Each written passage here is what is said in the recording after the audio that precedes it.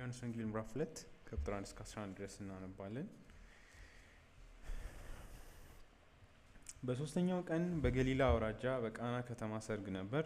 የኢየሱስም እናት በዚያ ነበረች። ኢየሱስና ደቀ መዛሙርቱም ወደ ሰርጉ ተጠርተው ነበር። የወይን ጠጅ ባለቀ ጊዜም የኢየሱስ እናት የወይን ጠጅ እኮ አለቀባቸው አለችው። ኢየሱስም አንቺ ሴት ሆይ ምን አድርግ ትይኛለሽ? ጊዜ ገና አልደረሰም አላት። እናቱም በዚያ የነበሩትን አገልጋዮች የሚላችሁን ሁሉ አድርጉ አለቻቸው። በአይሁድ የመንጻት ስርዓት መሰረት ከ75 እስከ 115 ሊትር የሚይዙ ከድንጋይ የተሰሩ 6 ጋኖች በዚያ ነበሩ።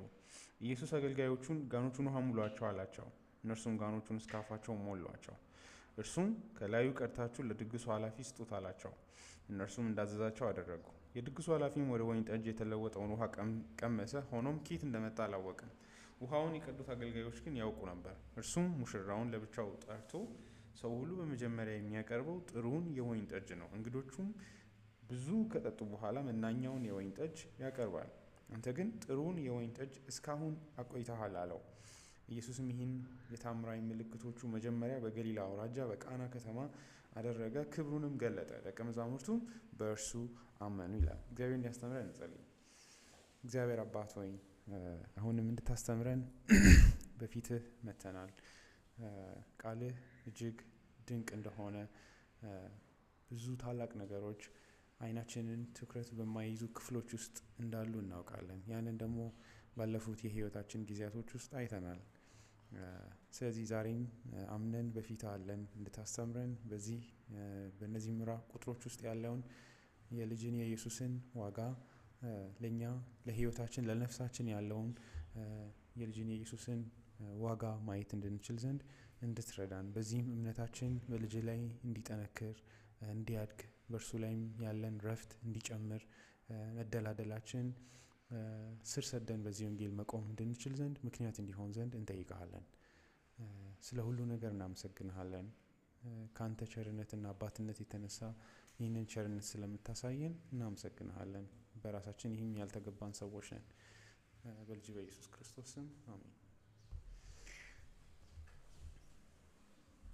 ዛሬ እንግዲህ ወደ አዲሱ ምዕራፍ እንገባለን። ምዕራፍ 2 ባለፈው እንግዲህ ምዕራፍ 1 በራሱ የዚህ መልእክት ዋና ዓላማዎች ወይም ደግሞ ውጥኖች አሉበት። በእርግጥ ግን ደግሞ ኢንትሮዳክተሪ ወይም ደግሞ እንደ መግቢያም እንደነበረ ከሞላ ጎደል ማየት እንችላለን። ከነዚህ ክስተቶች በኋላ ታሪኮችን እያመጣ ከዚህ ምዕራፍ 1 ላይ የሰጠውን መልክ ወይም ቅርጽ ይዞት ይጓዛል። ምዕራፍ 2 ላይ ስንመጣ እንግዲህ አተረጓጎም ላይ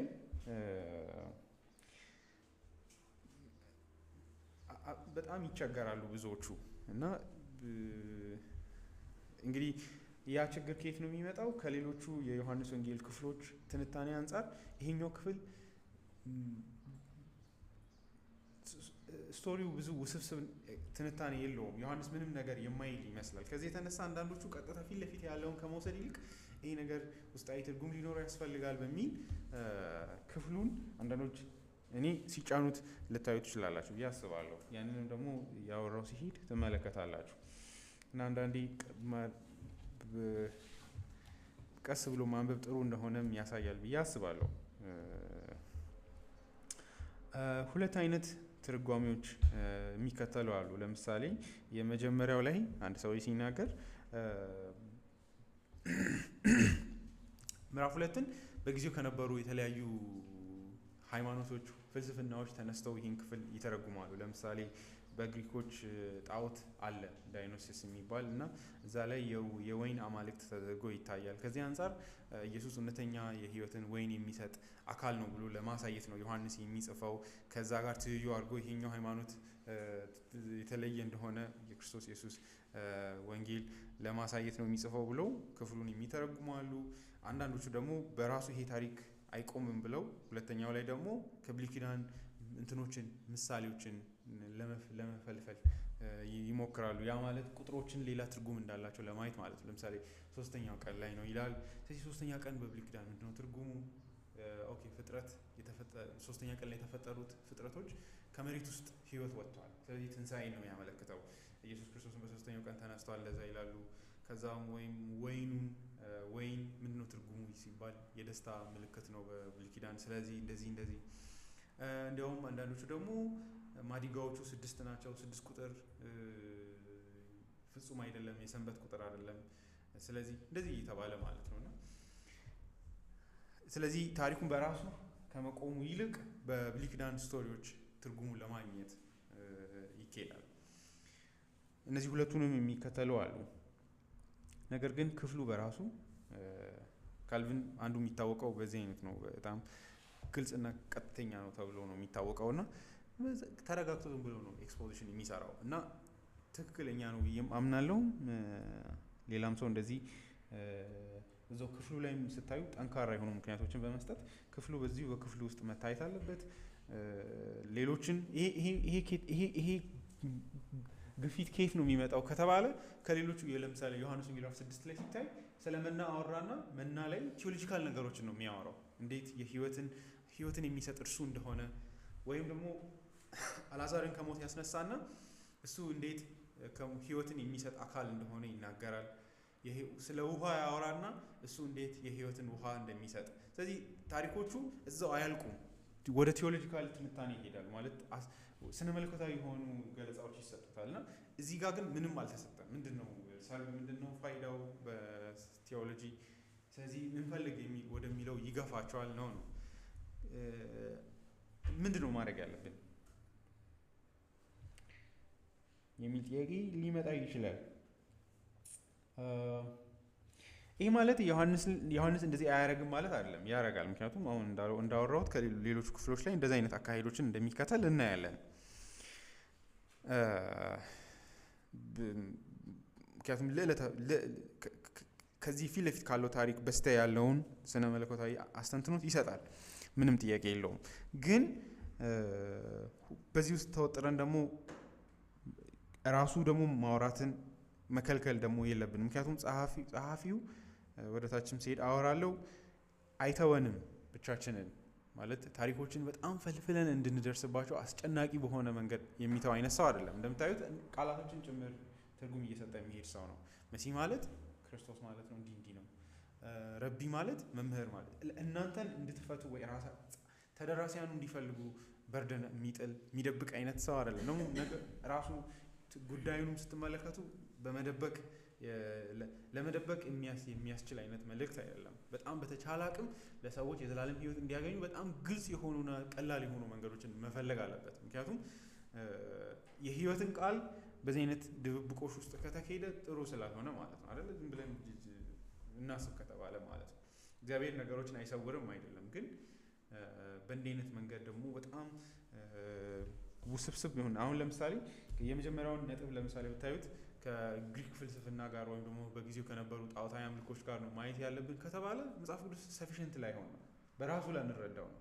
እዚህ ጋር ዮሐንስ ወንጌል ምዕራፍ 2ን ይዤ ላይገባኝ ነው ማለት ነው። ሄጄ የግሪክን ጣዖታዊ አምልኮች እንዴት እንደሚደረጉ ማጥናት ሊኖርብኝ ነው። እሱ የስክሪፕቸርን ሰፊሽንሲ ጥያቄ ውስጥ ይከታል። እንደምታውቁት ደግሞ እኛ አንድ የምናምነው ነገር መጽሐፍ ቅዱስ በራሱ ራሱን ይፈታል፣ በራሱ ሙሉ ሆኖ መቆም ይችላል፣ ያለ አንዳች ሌላ ደጋፊ ጽሁፎች ማለት ነው። ያንን ማለት መቻል አለብን፣ ምክንያቱም የራሱ ኢንተርፕሬተር ስለሆነ ስክሪፕቸር ማለት ነው። ስለዚህ ይሄ አስቡ፣ እነዚህ ተደራሲያንን ሌላ በርደን ውስጥ ነው የሚከታቸው ያለው ማለት ነው። ሄዳችሁ ይህንን መልእክት ታስቀምጡና ይሄ መልእክት ከኋላ ያለውን የተሰወሩ ነገሮችን ልትፈልጉ ነው። ያንን ያደርጋል ብዬ አላስብም። መጽሐፍ ቅዱስንም ከነዚህ ጽሁፎች አንጻር ካልሆነ በስተቀር ልንተረጉመው ነው ልንረዳው የማንችለው ሊያደርግብን ነው። እኔ እዚቹ ክፍል ላይ ሆኜ ይህን ክፍል መረዳት መቻል አለብኝ፣ ወይም ደግሞ በብሉይ ኪዳን መጽሐፎች እሱ ከጠቆመኝ ማለት ነው። ይጠቁሙናል ደግሞ ደግነቱ አይተውንም አይደለ? አንዳንድ ቦታዎች ላይ ቆም ማስደርገው የብሉይ ኪዳን ቦታዎችን ከወሰዱ ሂንት ይሰጡናል። ይሄ ክፍል ከዚህ ወይ ደግሞ ታሪኩን ከኋላው ጋር የሚያቆራኙ ነገሮችን ኤሌመንቶችን ይሰጡና ክፍሉን እንድትረዱ ይተውላቸዋል። ስለዚህ ያንን ማየት መቻል አለብን። ስለዚህ እዚህም ላይ ስንመጣ እውነታው እንዳለ ሆኖ ነገር ግን ክፍሉ ላይ ዮሐንስ የሚፈቅድልን ወይ ደግሞ ይህን ትርጉም እንዴት ዮሐንስ ራሱ እንደተረዳው ምዕራፍ 2ን መፈለግ መቻል አለብን።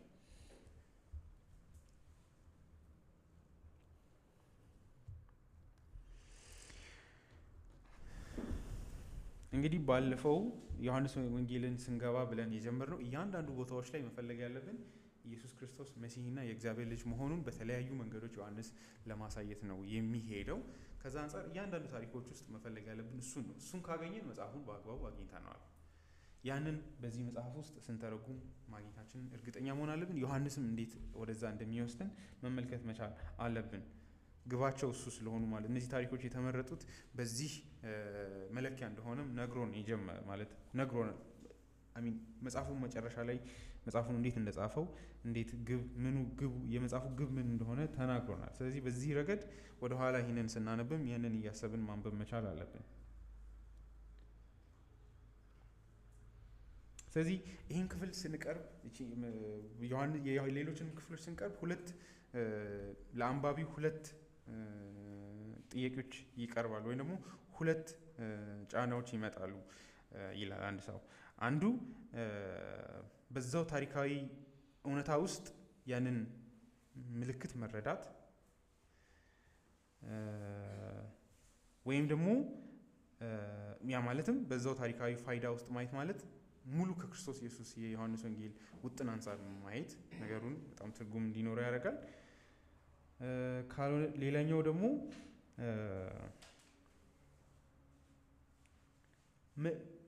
ምልክቱ በራሱ ለራሱ እንዲያወራ መተው ማለት ነው። እናንተ ምንም ሳትናገሩ ታሪኩን ዝም ብላችሁ መሄድ ማለት ነው። ራሱ እንዲናገር ተናጋሪ እንዲሆን ስቶሪው ራሱ ወደዛ እንዲወስዳችሁ መተው ማለት ነው።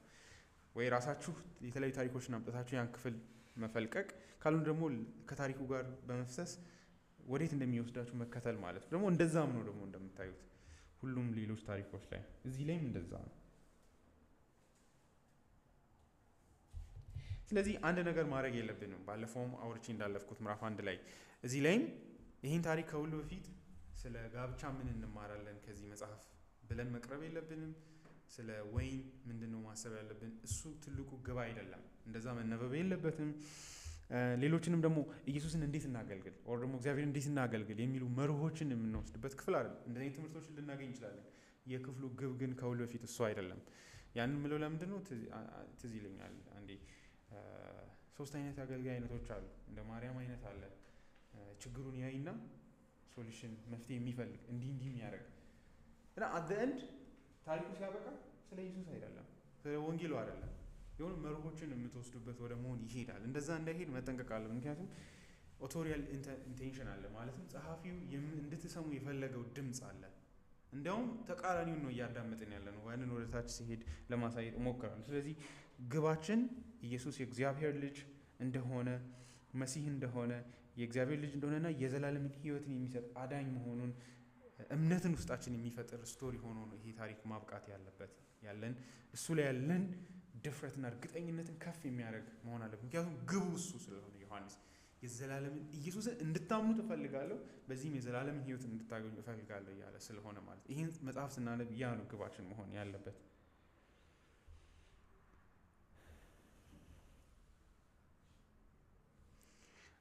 ይህንን ስኬች ሰርቼ ልሂድ። ምዕራፍ 2:11 ላይ የዚህ ታሪክ መጨረሻ ግቡ ምን እንደሆነ ይነግረናል። ኢየሱስም ይህን የታምራዊ ምልክቶች መጀመሪያ በገሊላ አውራጃ በቃና ከተማ አደረገ፣ ክብሩንም ገለጠ፣ ደቀ መዛሙርቱም በእርሱ አመኑ ይላል። የዚህ ታሪክ መጨረሻ ግቡ ይሄ ነው። ምልክቱ የክርስቶስ ክብር በዚህ ታይቷል። ታሪክ ውስጥ እምነትን ውስጣቸው ፈጥሯል። ከዚህ ያለፈ ትርጉም መፈለግ ሞኝነት ነው። ስለዚህ ዮሐንስ ከቁጥር 6 ጀምሮ የሚያደርገውን ነገር ካያችሁ የምልክቱን ኦተንቲሲቲ ነው ለማሳየት የሚሞክረው። እውነተኛ ምልክት እንደሆነ፣ የሆነ ትሪክ እንዳልሆነ፣ ጄኒውን የሆነ ክስተት እንደሆነ ያሳያል። በዚህ ውስጥ ኢየሱስን በአንዳች አይናችን ኢየሱስን የሚያይበት መንገድ እንዲቀይ ማለት ሲሪየስ እንዲሆን ማለት ነው። ኖርማል አካል አይደለም። አትሊስት ይህንን ይዘን እንድንጨርስ ነው። ከዚህ ምልክት ግብ አለው፣ የሆነ ጠቋሚ ነው እንጂ በራሱ ሙሉ አይደለም። እነዚህ ምልክቶች ኢየሱስን ጠበቅ አድርጋችሁ እንድታዩትና እንድታስቡበት የማድረግ ግብ አላቸው። ጌታ ኢየሱስም ዮሐንስ ወንጌል የሚናገረው እሱ ነው። እኔን ስለ ራሴ እንኳን ስለምናገራቸው ነገሮች ባታምኑ ስላደረግኳቸው ነገሮች እመኑና የምናገረውን ነገር ፈትሹ። ምክንያቱም ምልክቶች ያን ማየት አለብን። ምልክቶች ሁሉ ጊዜ ከመልእክት ጋር የተቆራኙ ናቸው። አንድ አዲስ መልእክት ሲመጣ ያን መልእክት ጀስቲፋይ ለማድረግ ወይ ለማጽናት ነው። እንደ ትኩረት እንድታደርጉ የሚሰጡ ነገሮች ናቸው። በራሳቸው ምንም ግብ የላቸውም። ያንን ግን መሀል ላይ የአካል ይቀመጥና ያ መልእክቱ የአካሉ ይቀመጥና የዛ ሰው ንግግሮችና መልእክቶች በምልክቶች ይጸናሉ። በዚህ ረገድ ምልክቶች ግባቸው ይሄ ነው። ያ ማለት ምንድን ነው ካላቸው የምንታለለው አንድ ነገር ምንድን ነው? ክፉ ሰይጣን ምልክቶችን ሊያደርግ ይችላል ወይ? እንደዛ ከሆነ ኢየሱስ እዚህ ጋር እኔ ስለ ማድረጋቸው ነገሮች እመኑኝ ማለት የለበትም። ምክንያቱም ሰይጣንም ሊያደርግ ስለሚችል። በዚህ ረገድ ምንድን ነው ካላችሁ እውነተኛ ምልክትን ዲያብሎስ ሌላ ክፉ አካል ሊያደርግ አይችልም። ምክንያቱም ጌታ ኢየሱስ በግልጽ ተናግሯል። ሰይጣን ከሰይጣንም ሊያስወጣ አይችልም፣ ቸርነትን ሊያሳይም አይችልም። እንደዛ ከሆነ እርስ በርሱ የሚጣላ መንግስት ወደ መሆን መጥቷል ይላል። ሊያስወጣ አይችልም ነው የሚለው። ጌታ ኢየሱስ በማንነት ደረጃ ራሱ ምልክቶችን ማድረግ ቸርነትን ማሳየት እንደማይችል ማለት ነው። ሂል ማድረግ ሰይጣን መፈወስ የሚባል ነገርን በባህሪው አያውቅም። ምን ነው ፈውስ? ክሉ የለውም። ማታለል ዲሰፕሽን ብቻ ነው፣ ክፋት ብቻ ነው። በሽታን መስጠት እንጂ መፈወስ ነው። ስለዚህ ያ በባህሪው የለም ነው የሚለው። ከዚህ ተነስቶ ነው ጌታ ኢየሱስ የእግዚአብሔር መንግስት በመካከላችሁ ናት፣ ስለዚህ ለእናንተ ይሄ ፍርድ ነው የሚለው ማለት ነው። ይህን ማየት መቻል አለብን። ከዚህ አንጻር ምልክቶች የክርስቶስን ክብር ይገልጣሉ። በዚህም ስለ ክርስቶስና ስለ ማንነቱ ስለሚናገራቸው ነገሮች አጥብቀን እንድናይ የማድረግ ግብ አላቸው። ያንን በኋላም ተመልሼ እመጣበታለሁ ወይ ደግሞ አወራለሁ። ምክንያቱም ወዴት ታሪኩ ይሄ የዮሐንስ ወንጌል ወዴት እየተንደረደረ ዶክትሪኑ ምንድን ነው ወደሚለው ማለት ምልክቶቹ በራሳቸው ጠቋሚ ናቸው። ዶክትሪኑ ግን ምንድን ነው? የዚህ መልእክት ልብ ምንድን ነው? ኢየሱስን ቃና ላይ ውሃን ወደ ወይን የሚቀይር አካል አድርጌ ማመን አለብኝ? እሱ ነው ግቡ? ወይስ እነዚህ ታሪኮች ሁሉ ተንደርድረው ወደ አንድ ቦታ እየገፉን ያሉት? ምንድነው መጨረሻ ላይ የምንይዘው የሚለውን ለማሳየት እሞክራለሁ። ከዚህ አንጻር ምልክቶቹም እንደ ተራ ነገር መታየት የለባቸውም፣ እንደ መንደርደሪያ ናቸው በኋላ ለሚመጣው የወንጌሉ መገለጥ ማለት ነው።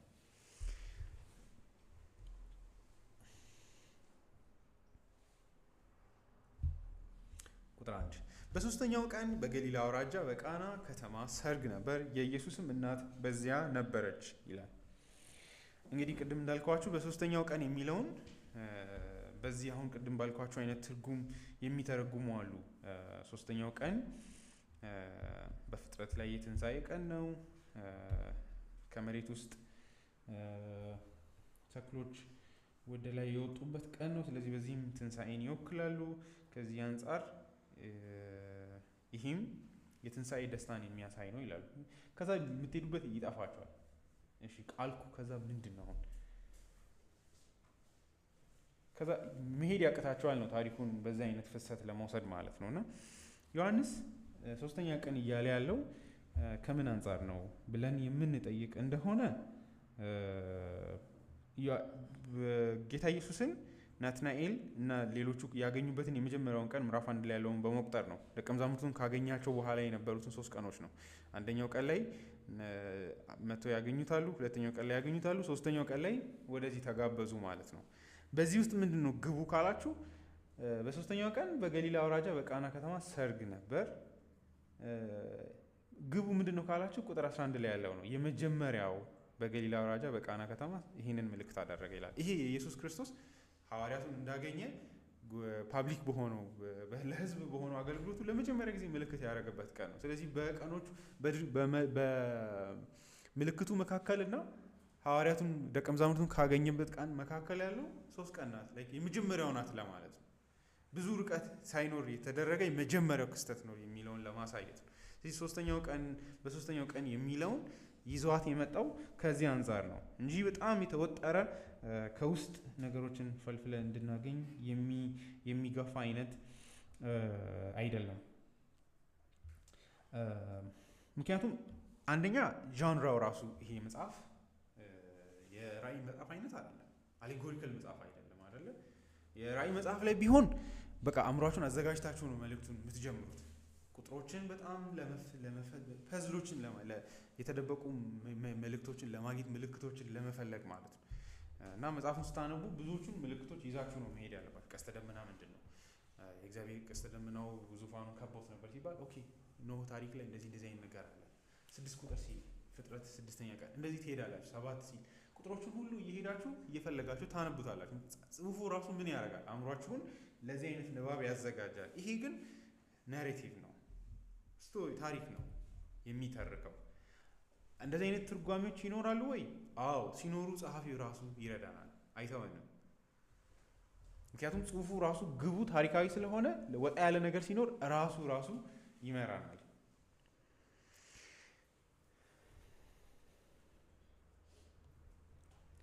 ስለዚህ ቁጥሩ ከዛው ቀን አንጻር ነው ወስዶት እየሄደ ያለው። ቦታውን ደግሞ ሲነግረን አንዳንዶቹ ደግሞ ቦታውንም ይተረጉማሉ። ቃና ገሊላ የሚለው ፖሴሽንን ነው የሚያመለክተው። በዚህም ኢየሱስ ሁሉ ነገር የኔ ነው የሚልበት ቦታ ነው። ቱማች እንደዚህ መተርጎም ብዬ አስባለሁ። አውራጃ ነው፣ በገሊላ አውራጃ ተብሎ መታለፍ አለበት ማለት በዚህ ልክ መሄድ ትክክል አይመስለኝም። በገሊላ አውራጃ በቃና ከተማ ሰርግ ነበር ብሎ ይቀጥላል።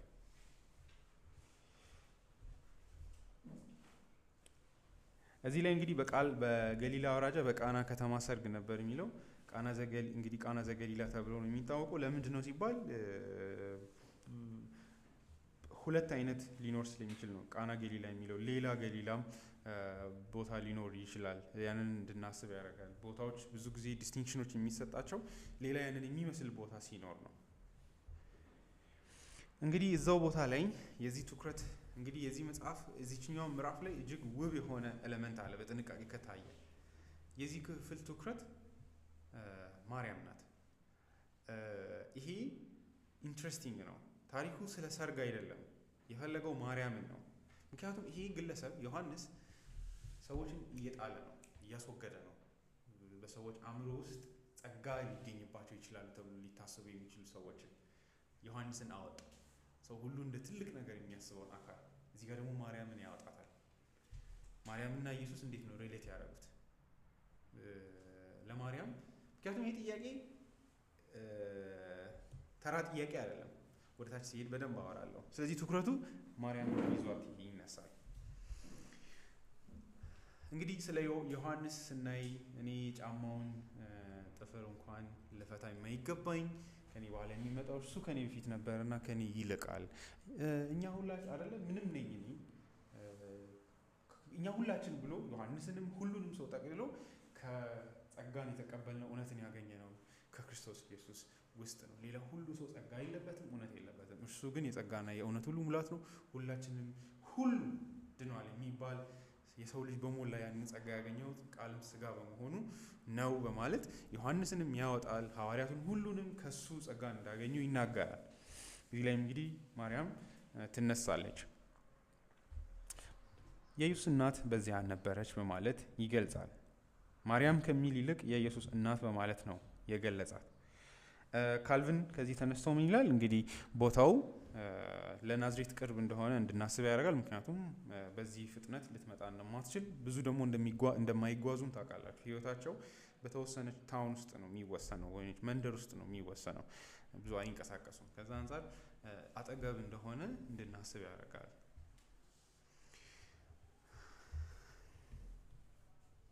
ለምንድነው ስሟን ያልተናገረው? ማለትም ለምንድነው ማርያም ብሎ ያልጠራው? ባይሆን የኢየሱስ እናት ብሎ ስሟን ዘሎ እናቱ እንደሆነች በመናገር የሚያልፈው የሚል ጥያቄ ካለ አንድ ሰው ምን ይላል? እዚህ ላይ እንግዲህ ኮንፊውዝ ላለማድረግ ነው፣ ላለመረበሽ ነው። ማለትም አሁን ልክ ለምሳሌ እንዳያችሁት መጥምቁ ዮሐንስን ዮሐንስ ብቻ ብሎ ይጠራል። ሁሉም መጥምቁ ዮሐንስ ብለው ከፊት መጥምቁ የሚለውን ይጨምራሉ። ምክንያቱም ጆን ባፕቲስት ይላሉ። ምክንያቱም ሐዋርያው ዮሐንስ አለ፣ ደቀ መዝሙሩ ዮሐንስ አለ። ስለዚህ ሁለቱ እንዳይምታቱብን እንደዛ ያደርጋሉ። ወይ ደግሞ ከቦታ አንጻርም የቀረናው ስምዖን ብለው ያሳዩናል፣ እንዳይምታታብን ማለት ነው። ሰዎችን ከቦታቸው ከመጡበት ቦታ አንጻርም ይገልጻሉ። ልክ እንደዛ ማርያም የሚለውን ካስገባ በኋላ እንግዲህ ማርያም የማርታ እህት ትመጣለች፣ አልዓዛር ምዕራፍ 11 ላይ። ስለዚህ ታሪኩ ላይ ክሊር እንዲሆንልን ብሎ ነው ይህንን ያመጣው በማለት ይናገራል። ነገር ግን የኢየሱስ እናት ማርያም እዛ ነበረች ማለት ይችላል በሆነ ረገድ። አሁንም ግን ሳይሳሳት ይዟት ይሄዳል። እናቱ ብሎ ብቻ ያልፋል። ሜቢ የራሱንም ስም ይዞ እንደጠፋው እሷንም እንደዛ እያደረገ ይሁን ወይ? ምክንያቱም መጨረሻ ላይ ጌታ ኢየሱስ ዮሐንስ ወንጌል 19 ሲሞት ራሱ ዮሐንስን ይህን ሴት ኦር ደግሞ እሷን ደግሞ ልጅሽን ብሎ ዮሐንስን ይጠቁማል። በዚህም ስሟን ሳይጠራ እንመለከታለን እና ለምንድን ነው የሚያደርገው ብለን ልናስብ እንችላለን። አሁን እንደተባለው በቃ ስም ላለመረበሽ ነው ወይ ብለን ልናልፍ እንችላለን። ካልሆነ ደግሞ ወይም ኢየሱስን እንዳትሸፍን ብሎ ይሁን ወይ ብለን ልናስብም እንችላለን። ቁጥር 2 ኢየሱስና ደቀ መዛሙርቱም ወደ ሰርጉ ተጠርተው ነበር ይላል። ቀድሞ ማርያም እንዳለች ተናገረ። ቀጥሎ ደግሞ ኢየሱስን። እዚህ ላይ እንግዲህ ይሄ የሚጠቁመን ጌታ ኢየሱስ ራሱ ፕሬዚዩም አድርጎ ወደዚህ ሰርግ እንዳልሄደ ደግሞ ወይ በሌሎች አይነት እንዳንመለከት ማለትም ታዋቂ ስለሆነም እንዳልተጋበዘ ነው የምናየው። ያ ማለት ከመተዋወቅ የመጣ ግብዣ ነው። ምክንያቱም ምንም ነገር አላረገም፣ አደባባይ ላይ ምንም የተለየ ነገር አልፈጸመም። እንደዚህ ኢንቫይት እንዲደረግ ወይም ደግሞ ሰዎች እንዲሻሙበት የሚያደርግ ምንም ነገር አላረገም። ስለዚህ ይሄ መጠራቱ ከማርያምና ከእሱ ጋር የተያያዘ እንደሆነ እንድናስብ ያደርጋል። በኋላም አንድ ሰውዬ ማርያም ወይኑ በማለቁ እንደዛ ያሳሰባት ከነዚህ ሰዎች ጋር ዝምድና ወይም ደግሞ በጣም የቀረበ ግንኙነት እንዳለ፣ ምክንያቱም ተጋባዥ ስትሆኑ ጓዳ ውስጥ ገብታችሁ ምን ጎደለ ምን አለ የሚለውን አትመለከቱም። ጀስት የተጋበዛችሁትን ግብዣ ወስዳችሁ ትሄዳላችሁ። ስለዚህ ያ የሚያሳየው እንደሚቀርቡ ነው ብለን ልናይ እንችላለን። ጌታ ኢየሱስን መጋበዙ ኢየሱስ ራሱ በራሱ ለዚህ ግብዣ የታሰበ መሆኑንና በትክክል ጥሪ ደርሶት እንደሄደ ዮሐንስ ይናገራል። ካልቪን and the mother of Jesus was there. It was probably one of Christ's near relations who married a wife, for Jesus is mentioned as having accompanied his mother. ስለዚህ በጣም የቅርብ ግንኙነት ለኢየሱስ ሊሆን እንደሚችል እንድናስብ ያደርጋል። አይሁዳውያን ደግሞ በባህሪያቸው ሰርጎችን ሲፈጽሙ በህይወታቸው ውስጥ የሚተሳሰሯቸውን ቤተሰቦቻቸውን በሙሉ በዚህ ደስታ ውስጥ ተካፋይ እንዲሆኑ ይጠራሉ።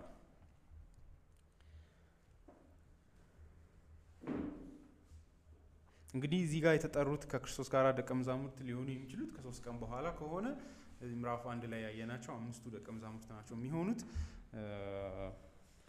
እነሱን ነው ይዞ የሄደው ብለን ልናስብ እንችላለን። እንግዲህ ዲቴሎችን ሲሄድ ምንም ያው ቀስ ብለን እንሄድ ብዬ ነው። ከዛ ወደ ቴዎሎጂካል ወደ ሆነው ነጥቦች እንሄዳለን።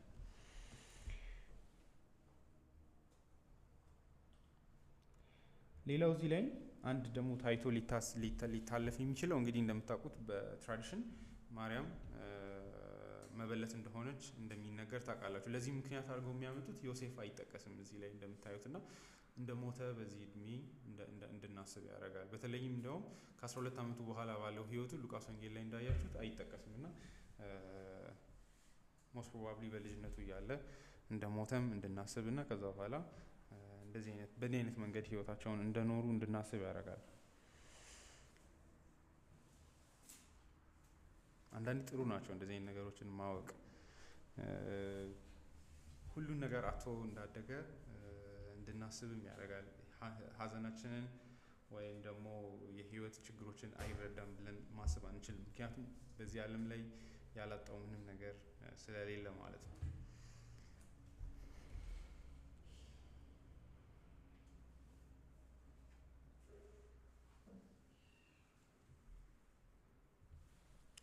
ቁጥር 3 የወይን ጠጅ ባለቀ ጊዜም የኢየሱስ እናት የወይን ጠጅ እኮ አለቀባቸው አለችው። ባለቀ ጊዜም ይላል። ባለቀ ጊዜ የሚለውን ስናስብ የአይሁዳውያን ሰርግ የአንድ ቀን አይደለም፣ ለ7 ቀናት በተከታታይ ሰርግ ግብዣ ሊያደርጉ እንደሚችሉ ይናገራል። ካልቪን ይህንን ደግሞ ለማስረዳት በተለይ ቁጥር 11 ላይ ቁጥር 9 ላይ 10 ላይ ያለውን የሰውየውን ንግግር ይወስደውና ሰዎች በመጀመሪያ አካባቢ ሰርጉ ምን ላይ ያለን ያለቀው ወይኑ ብለን የምንጠይቅ ከሆነ ይላል ሰርጉ ማገባደጃ ላይ እንዳለቀ እንድናስብ ያደርጋል። ምክንያቱም ሰዎች የሚያቀርቡት ቀድመው ደህና የሆነውን ወይን ያቀርባሉ። ከዛ ሰዎች ከሰከሩ በኋላ መናኛውን ያቀርባሉ። በጎ የሆነውን ጥሩ የሆነው ወይን ጠጅ ያቀርቡና መጨረሻ ላይ ግን ያነሰውን ወይ ደግሞ መናኛ እንግዲህ ሞር የወረደ ዳይሉትድ የሆነ ውሃ ጋር የተቀላቀለ እንደዚህ የወረደውን ያቀርባሉ እና አንተ ግን በተቃራኒው ገለበትከው ይላል እና ከዚህ አንፃር ካልኩኝ ወደ ኋላ አካባቢ እንደሆነ ማሰብ እንችላለን ይላል። ያለቀው በዛ አይነት ሁኔታ ነው በማለት ይናገራል። የወይን ጠጅ እኮ አለቀባቸው አለችው። እንዴት ነው ይሄ ንግግር ከታች የምናየውን አይነት መልስ ያመጣው? ምን ክፉ ንግግር እዚህ ውስጥ ቢኖር ነው?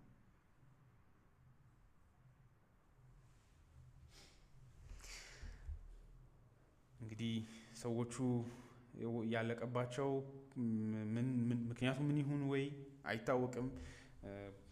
ድሆች ይሁን ወይ ብዙ ሀብት የሌላቸው ከዚህ የተነሳ አልቆ ይሁን ወይ ብለን እንድናስብ ያደርጋል። እንደውም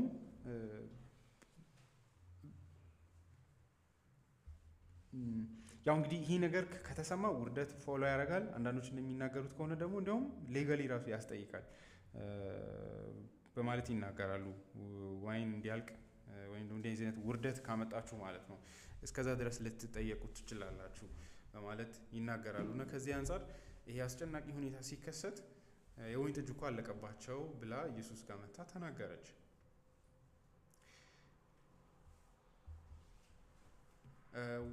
ወይን ደግሞ ውድ ነገር እንደሆነ እንድናስብ የሚያደርገው ሌላው እንደምታውቁት ሰዎች ወይን በጣም ቀላል ነገር ቢሆን ኖሮ ሙሉ በሙሉ መልካም ወይን ይሰጡ ነበረ። ግን መልካም ወይን መጀመሪያ ያጠጡና በኋላ ግን ያነሰውን ያጠጣሉ። ምክንያቱም አፎርድ ማድረግ ስለማይችሉ ማለት ነው። እና ውድ ነገር እንደሆነ እንድናስብ የሚያደርጋል። አይ ቲንክ በጣም ተለፍቶበትም ነው የሚሰራው የሚገኘው። እንደዚሁ በቀላሉ የሚገኝ ነገር አይደለም። ስለዚህ ያንን ሁሉ ፕላን ሰዎች እቅድ የሚያወጡበት ምክንያት በጣም በዚህ ልክ የውድ ነገር ስለሆነ ነው። በቀላሉ የሚገኝ ነገር አይደለም። በቀላሉ አንድ አመት መጠበቅ ሊኖርባችሁ ይችላል። እንደዚህ ሪል ቴስቱ እስከሚመጣ ድረስ ማለት ነው። ማርያም ምን አስባ ነው የተናገረችው? በቀላሉ መልካም ሴት ስለሆነች ልቧ ሩህሩህ ስለሆነ ነው የተናገረችው ብለን እንለፍ ወይስ በውስጡ የተሸከመው ጥያቄ አለ ወይም ነጥብ አለ እያለች አለችው? እሱም መፈለግ አለብን። ከላይ ሲታይ አለቀባቸው ምን እናድርግ ስለጨነቃት ብላለች ብለን ልናልፍ እንችላለን። ግን እንደዛ እንዳልሆነ የምንረዳው ከጌታችን ከኢየሱስ ክርስቶስ መልስ ነው። ጌታ ኢየሱስ ሰዎች ጥያቄ ሲያመጡ ሁሌም እንደምትመለከቱት ምዕራፍ 3 ላይ ኒቆዲሞስ ላይ እንደምናየው ሰዎቹ የሚናገሩትን ትቶ ሌላ ነገር ነው የሚያወራው። ግን ሌላ ነገር አይደለም እያወራ ያለው። ሰዎቹ ጥያቄ ውስጥ የተሸከሙት ያረገዙት እሱን ስለሆነ ነው። ጌታ ኢየሱስም ቁጥር 4 ላይ መልሶቹ ላይ ስንመለከት አንቺ ሴት ሆይ ምን አድርግ ትይኛለሽ? 1954 ላይ ትክክለኛ ትርጉም ነው። ከአንቺ ጋር ምን አለኝ? ሶስተኛ ላይ ደግሞ ጊዜ ገና አልደረሰም ማለት እንዴ! አስቡ መልሱን። ዋይን አለቀባቸው። አንቺ ሴት ምን አለኝ ከኔ ጋር? ገና ጊዜ አልደረሰም። ስለ ጊዜ አልጠየቀችውም። ምንም እኮ አላለችውም። ከአንተ ጋር እንዲህ አለኝ ወይ እንዲህ ሪሌት አደርጋለሁ አላለችውም። ያለችው ነገር ወይን አለቀባቸው ያለችው። በዛች ንግግር ውስጥ ግን እነዚህ ሶስት ነገሮችን እያላት ነው። ለምንድን ነው እንደዛ ያለው? ሶስት ምክንያቶችን ተናግሬ ከዛ ከቁጥር 4 ከክርስቶስ ንግግሮች ውስጥ ለመፈለግ እሞክራለሁ። አንደኛው ይላል ፒንክ የክርስቶስን መለኮት መሆኑን የረሳ አይነት ከሰው ያልተለየ እንደሆነ አድርጋ አክት እያደረገች ነው። በዚህም ማወቁን ጥያቄ ምልክት ውስጥ እያስገባች ነው። እንዲያስብ እንዲያስታውስ እንደማድረግ ማለት ነው። ይሄ ኢንሰልት ነው።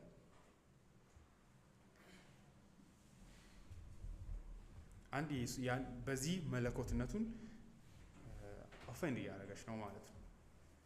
ልክ አንድ ነገርን አላስተዋልክም የሆነ ያላየኸው ነገር አለ ብላ እየነገረችው ነው። በዚህም አምላክ መሆኑን መዘንጋቷን እንድናስብ ሊያደርግ ይችላል ይላል። ሁለተኛ ደግሞ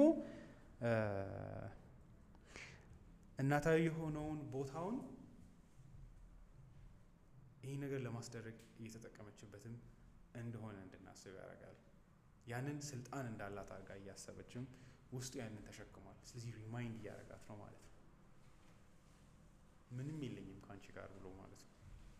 ምክንያቱም ውስጧ ጥያቄዋ፣ ንግግሯ ውስጥ፣ ልቧ ውስጥ ኢንቴንሽኗ ይሄ ነው። ከዛ ነው ፕሮጀክት፣ ከዛ ነው የፈነጠረው ይሄ ጥያቄ ብለን እንድናስብ ያደርጋል።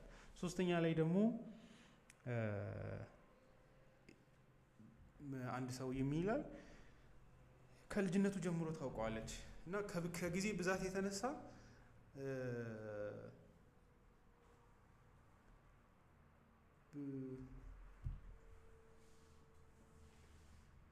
በፊት የምታውቀው አይነት አርጋ ትሪት እያደረገችው ነው። ላይክ ብዙ 30 ዓመት ሙሉ ምንም ብዙ ጊዜ እንደምታውቁት ኢየሱስ ክርስቶስ ምንም የተለየ ነገር ይሄ ኦርቶዶክሶች ጋር ተዋህዶዎች ጋር እንዳለው የሆኑ ምልክቶችን እንደዛ ነው የሚሉት ገድሎች ላይ የሆነ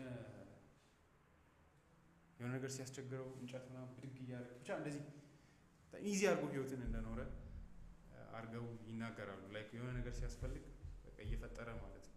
እንደዚህ ሪዲክለስ የሆነ ማለት ነው።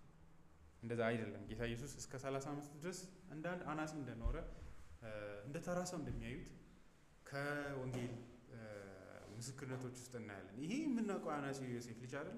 እሱ ራሱ አናጺው ኢየሱስ አይደለም ወይ እስከሚሉ ድረስ ማለት ነው። ስለዚህ የሚታወቀው ራሱ እንደ አናጺ ነው፣ እናውቀዋለን። ይሄ ሌላ ማን ነው የሚለው ብለው እስከሚያወሩ ድረስ። ስለዚህ የተለየ ነገርን አያደርግም ነበር። ኖርማሊ ነው ህይወቱን የኖረው ለነዛ 30 ዓመታት ጸጥ ብሎ ምንም ሪኮግናይዝ ሳይደረግ የእግዚአብሔር ልጅ በዚህ ዓለም ማለት ነው።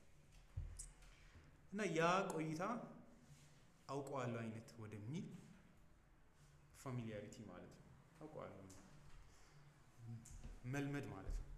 ከዚህ የመጣ ነው እና መርሳትም ሊሆን ይችላል ማን እንደሆነ። ቁጥር 4 ኢየሱስም አንቺ ሴት ሆይ እንዳንድርግ ትይኛለሽ፣ ጊዜ ገና አልደረሰም አላት። ኢየሱስም 1954 አንቺ ሴት ከአንቺ ጋር ምን አለኝ፣ ጊዜ ገና አልደረሰም አላት። ኢየሱስ ምን እያደረገ ነው? በመልሱ እያራቃት ነው። ፒንክ it was a pointed rebuke, and as such his words admonished her for her failure to render him the respect and the reverence which as the Lord of glory were his due ይላል። ለእግዚአብሔር የተገባና ለአምላክ የተገባን አክብሮትና ፍርሃት የሌለበትን አኳኋኗን ነው እየገሰጸ ያለው ይላል።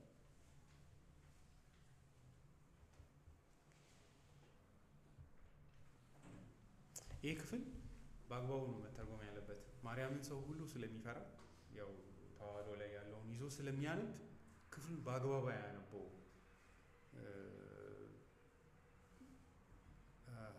አሁን እዚህ ጋር አነብላችኋል። አንቺ ሴት ሆይ የሚለው ስለሚከብድ የአክብሮት ንግግር ነው።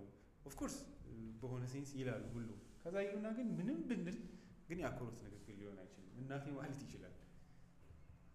አንቺ ሴት ሆይ ማለት መቼም የአክብሮት ወደ መሆን አይመጣም፣ የፍርሃት ወደ መሆን አይመጣም። እና አንዳንዴ የራሳችንን ፍርሃቶች ወደ መጽሐፍ ቅዱስ ልናነብ እንደምንችል ይሄ ማሳያ ነው ማለት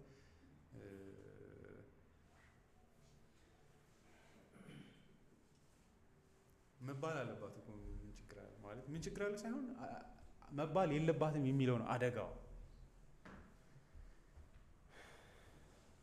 አሁን አንዱ ለምሳሌ እንደዚህ ይላል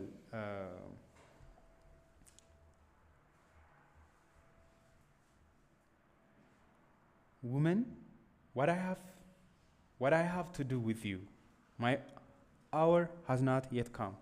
In the social context of the time, the address woman was in itself certainly not hard or impolite. ትህትና የጎደለው ወይም ደግሞ ጠንካራ ቃል ነው በካልቸሩ በባህሉ መሰረት ላይባል ይችላል ብለው የተለያዩ ጥቅሶችን ይጠቅሳሉ።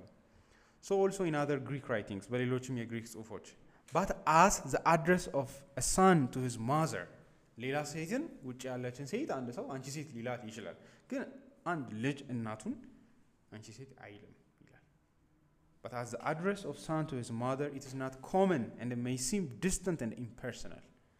በጣም ማራቅ ደግሞ impersonal የማድረግ But as the address of son to it is true that on another occasion when there could be no question of such distance, Jesus again addressed his mother as a woman ዮሐንስ ወንጌል 19 ቁጥር 26 ላይ መልሶ ይህንኑ ቃል ተጠቅሟል አንቺ ሴት ብሎ ማለት ነው ከዛም እንደዚህ ብሎ ኮንክሉድ ያደርጋል ያው ይሄ ሁሉም ኮሜንታሪዎች በሚባል ደረጃ ተስማምተው ነው የሚናገሩት although in itself it need not contain anything offensive materially it has the intent of a sharp referendum በራሱ በውስጡ ምንም እንኳን ኦፌንሲቭ የሆነ የሚያስቆጣ ነገር ወይም ደግሞ የሚያስቆጣ ነገር ባይኖረውም ነገር ግን በውስጡ ስል የሆነ መገስገሳጽ ያለው ስለዚህ ኦፌንሲቭ ነው ብለን ነው መዝጋት ያለብን ነው ምንም መጨነቅ አይኖርብንም ነው The fact that Jesus addresses it to his mother serves to show therefore how much is at stake for him here.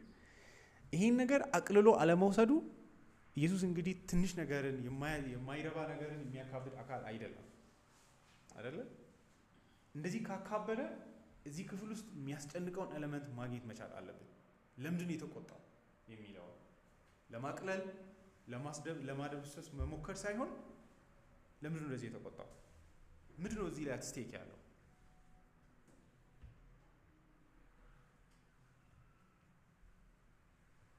ስለዚህ አንቺስ ሄት ሆይ የሚለው ላይ ራሱ ያራቃት ነው እናትነቷን እያሰብን ከመጣን ክሌም እንደሌላት እያሳየን ይሄን የምትናገርበት ውስጧ ምን ተሸክማ ነው ሲባል ኦቶሪቴቲቭ የሆነ ነገር ይዛ ነው እያወራች ያለችው የኔ ልጅ ነው በሚል ማለት ነው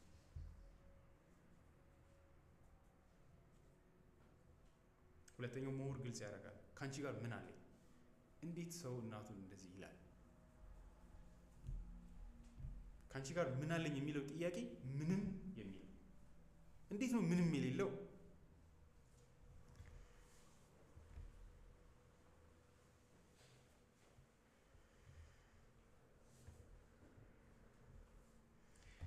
አንድ ሰው ምን ይላል ለማርያም በውስጧ እያሰበች ያለችው ከሱ ጋር አንዳች የተለየ ቁርኝት እንዳላት ማርያም በክርስቶስ ኢየሱስ ባታምን ኖሮ አትድንም እያለን ያለ ነው ገብቷቸዋል ደም ከሱ ጋር በመተሳሰሩ አይደለም በወንጌሉ ካላመነችው እሷም አትድንም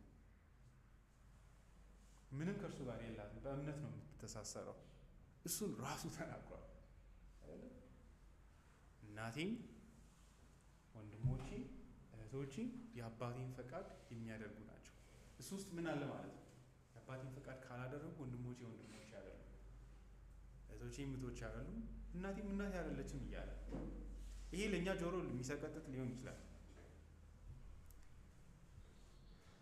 ብዙ ሊገርመን አይገባም ምክንያቱም አይሁዳውያን ከነሱ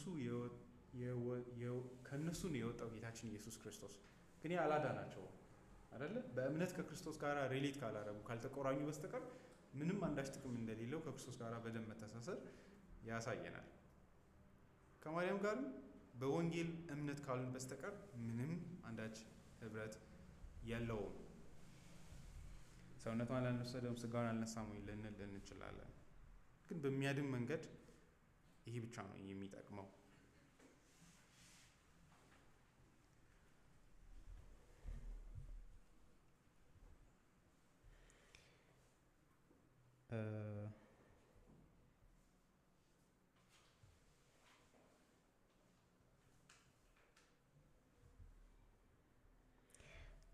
ሉቃስ ወንጌል ምዕራፍ 11:25 ላይ እንደዚህ አይነት ማይንድ ሴት በጊዜው ራሱ ሰዎች እንደነበራቸው ተመለከቱና የጌታ ኢየሱስ ክርስቶስን ግሳጼ ተመልከቱ ይሄ ሊረብሽን ይችላል አእምሯችን ግን ተመልከቱ ምን እንዳለ ብጽዕናን አንዲት ሴት መታ ብፁዕ መሆን ይሄ ነው ስትል አይደለም ይላታል በጣም እምነትን በጣም ዳግም ልደትን በጣም እንድንፈራ የሚያደርግ ነው ሉቃስ ወንጌል ምዕራፍ 11 ቁጥር 25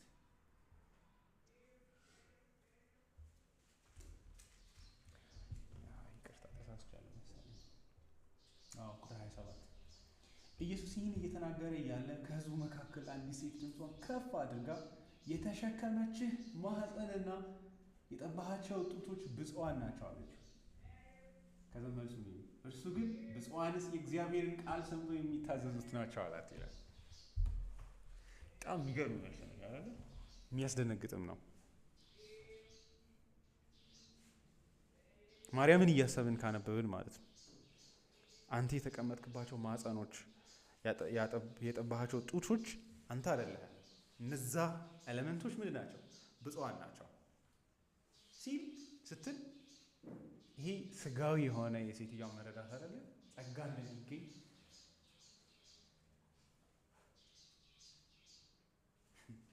ብጽዕና ምንድን ነው? የእግዚአብሔርን ቃል ሰምተው የሚታዘዙት ናቸው አለ። ያ ማለት ማርያም እውነተኛው ብጽዕና ኢየሱስን መውለዷ ሳይሆን ቃሉን መታዘዟ ነው ማለት ነው። ይሄ ለአይሁዳውያን ለእነሱ ቴዎሎጂ ወሳኝ ነጥብ ማለት የአብርሃም ደም በውስጣችን አለ ስለዚህ እንድናለን አይደለም። መሲሁ ራሱ የወጣበት ቤተሰብ ማርያም ራሱ በእምነት ካልተቆራኘችው ከእሱ ጋር ምንም የላትም።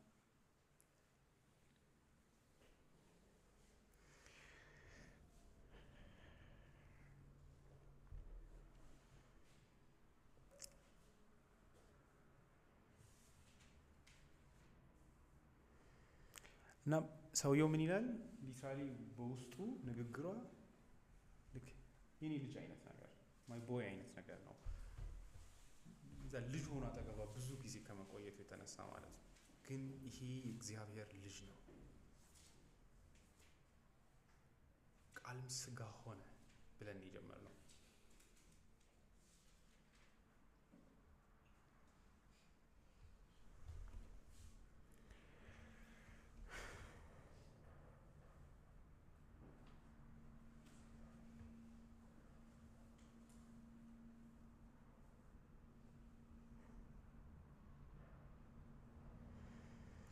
ይህንን ንግግር ደግሞ የሚገርመው አሁን አድጎ ብቻ አይደለም የሚናገረው።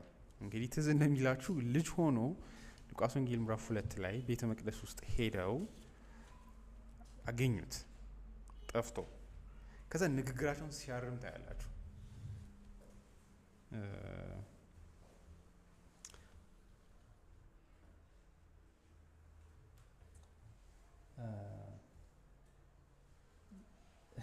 ተመልከቱ ቁጥር 48 ምዕራፍ 2 ቁጥር 48 ወላጆቹን ባዩት ጊዜ ተገረሙ። እናቱም ልጄ ሆይ ለምን እንዲህ አደረግከን? አባትህና እኔ እኮ ተጨንቀን ስንፈልግህ ነበር አለችው። ከዛ መልሱ ቁጥር 49 እርሱም ለምን ፈለጋችሁኝ? በአባቴ ቤት መገኘት እንደሚገባኝ አላወቃችሁምን አላቸው። እነርሱ ግን የተናገራቸው ነገር አልገባቸውም ይላል። ይህ በጣም የሚገርም ነው ለኔ። ምክንያቱም ሪማይንድ እያደረጋቸው ነው እኔ እናንተ ልጅ አይደለሁም። የእሷ ንግግር ውስጥ ምንድን ነው ያለው? ልጄ እኔና አባትህ እኮ የሚሉ ቃላቶች አሉ። አይደለሁም፣ በአባቴ ቤት ሆን ዘንድ ይገባኛል። አታውቁም ይህንን ይላቸዋል።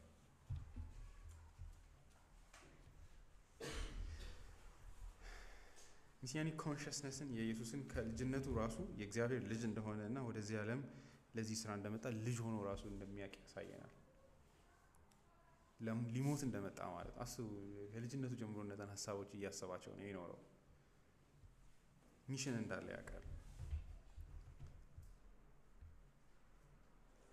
ስለዚህ ምን አለኝ ከአንቺ ጋር ሲል ይህንን ሪማይንድ እያደረገ ነው። ስለዚህ ይህንን የወንጌላትንም የሉቃስ ወንጌልንም ይዘነው ስናስበው በትክክል ይገባናል ምን እያለ እንደሆነ። የእሷም ንግግር ውስጥ ያለው ክሌም ምን እንደሆነ ይገባናል። የኔ ነህ የሚል አይነት ውስጡ አለ። ከኔ ጋር ግንኙነት አለ። በምን? ከሌሎች ሰዎች በተለየ አንተ ላይ ህይወት ላይ ባለቤትነት አለኝ ያለችው ነው። ምን አለኝ ነው እያላት ያለው። ይህንን ሌላ ሰው ቢለው እጅግ ጽዩፍ ንግግር ነው። ግን ኢየሱስ ክርስቶስ የእግዚአብሔር ልጅ አምላክ ነው። ያንን መርሳት የለብንም። የእሷም ስህተት እሱ ነው።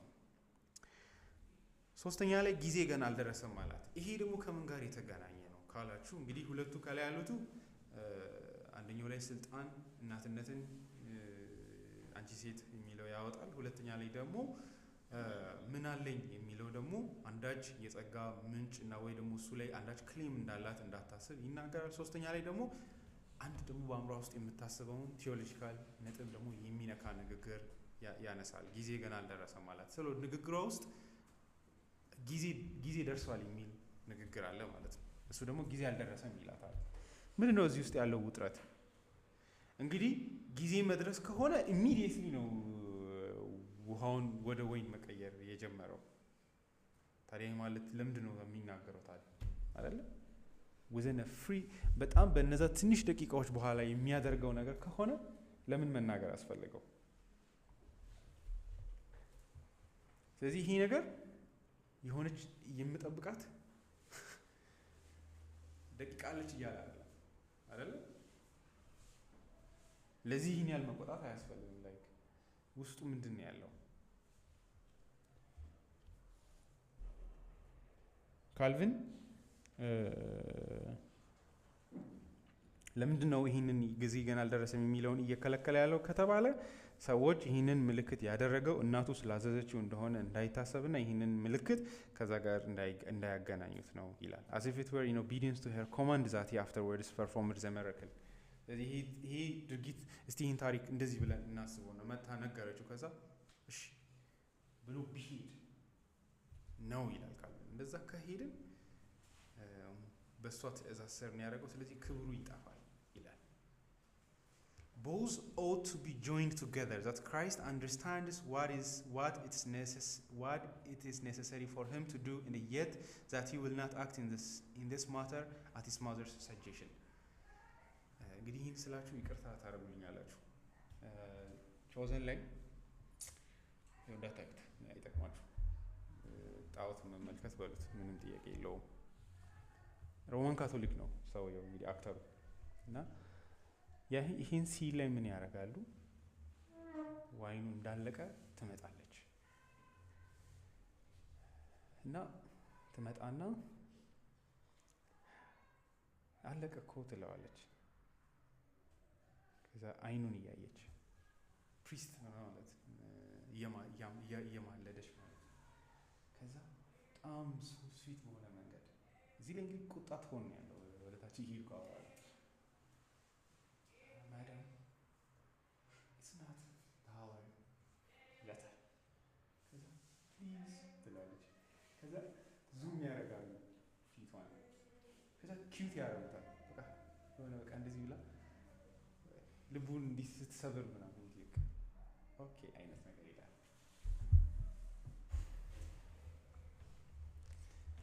ሁዲስ በጣም ብላስፌሚ ማለት ነው።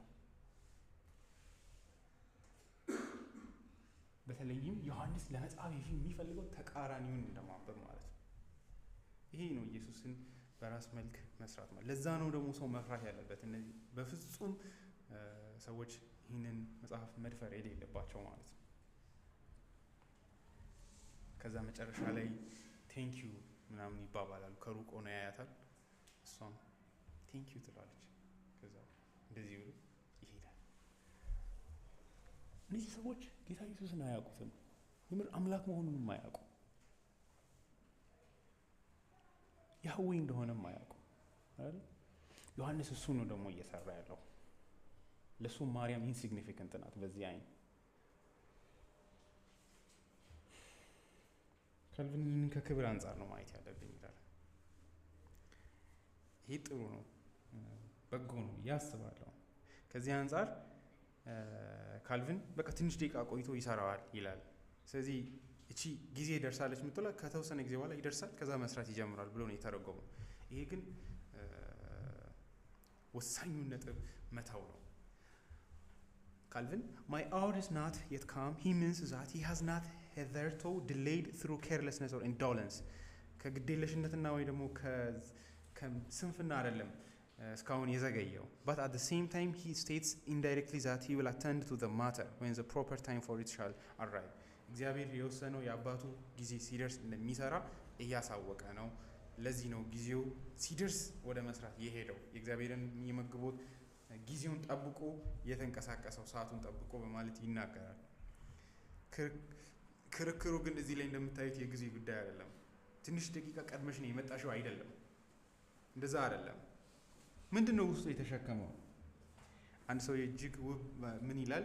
ዮሐንስ በጣም የሚያምር ጸሐፊ ነው። ማለትም ጊዜ ገና አልደረሰም ይላትና ከተወሰነ ጊዜ በኋላ ጊዜው ደርሷል አይልም። ጊዜ ገና አልደረሰም የሚለውን እስከ ምዕራፉ መጽሐፉ መጨረሻ ድረስ ጊዜው አልደረሰም እያለ ይሄዳል። በዚህም ይላል ምን እያደረገ ነው ካላችሁ ጸሐፊው እንድንጓጓ እያደረገ ነው ይላል። ምዕራፍ 1 መጨረሻ ላይ የሚበልጥ ነገር ታያለ ብሏል። ምንድነው የሚበልጥ ነገር? አጓግቶን ነው ያለፈው፣ እየሄደ ነው ወደፊት። በዚህ ምን ለማሳየት ነው? ኢየሱስን የሆነች ቦታ ላይ እጅግ በከበረ መንገድ እንድናየው ፈልጓል። ይሄም ትልቅ ክብር አይደለም፣ ይሄም ትልቅ ክብር አይደለም፣ ይሄም ትልቅ ክብር አይደለም፣ ይሄም ትልቅ ክብር አይደለም፣ ይሄ ነው ብሎ ለመውሰድ ማለት ነው። ያንን እየተጫነ ነው እየወሰደ ያለው። ይህ ቦታ የት ነው ብለን እንድንጓጓ ያደርጋል። ጊዜ ገና አልደረሰም። ስለዚህ ምን ይላል በአንባቢው አእምሮ ውስጥ ይሄ ጊዜ ምንድነው? ምን ማለት ነው ጊዜ ማለት? መቼ ነው ይሄ ጊዜ የሚመጣው? በማለት የአንባቢውን ልብ በማጓጓት ይህንን መጽሐፍ እንዲያነብ ያደርጋልን በማለት ይናገራል። ይሄ እንግዲህ ዮሐንስ ራሱ ለመጽሐፍ ስለፈለገ ብቻ ሳይሆን ጌታ ኢየሱስም እንደዛ ነው አፕሮች ያደረገው። ጊዜ ገና አልደረሰም ይላቸዋል፣ ውጥረት ውስጥ ይከታቸዋል እንዲያስቡ ማለት ነው። ጊዜ ገና አልደረሰም እያለ ወሰዳቸው፣ ጉጉት እንዲጨምሩ ማለት ነው። ሐዋርያቱም አጠገቡ ያሉት ማለት ነው ይሄ ጊዜ ምንድን ነው ብለው ቴዎሎጂካሊ እንዲያስቡ ማለት ነው።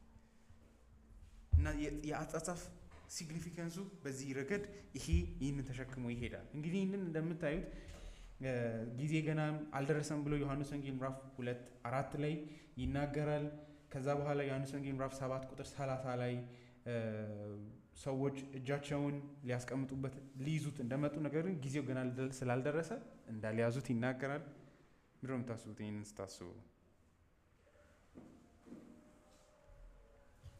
አይደለ? ጊዜ ገና ስላልደረሰ ነው የሚለው። ይሄ ጊዜ ምንድን ነው? ምዕራፍ 7 ቁጥር 8 ላይ እናንተ ወደ ባሉ ሂዱ፣ ለእኔ ትክክለኛው ጊዜ ስላልደረሰ ወደ ባሉ አልሄድም። ምዕራፍ 7 ቁጥር 30 አሁን ያነበብኩት አለ። ምዕራፍ 8 ቁጥር 20 ላይ ማንም እጆቹን በሱ ላይ ሊያደርግ አልቻለም፣ ምክንያቱም ጊዜው ገና ስላልደረሰ። ዮሐንስ ወንጌል ምዕራፍ 12 ቁጥር 23 ላይ የሰው ልጅ የሚከብርበት ጊዜ ደርሷል ማለት ይናገራል። ምዕራፍ 12 ቁጥር 27 ላይ ነፍሴ እስከ ሞት ተጨነቀች፣ አባት ሆይ ከዚህ ሰዓት አድነኝ ይላል። ስድስተኛው ደግሞ ዮሐንስ ወንጌል ምዕራፍ 16 ቁጥር 32 ላይ ጊዜው አሁን ነው ደርሷል ይላል። ሁላችሁም ጥላችሁን ትይዙበት ጊዜ ደርሷል፣ አባቴ ግን ከኔ ጋር ነው ይላል።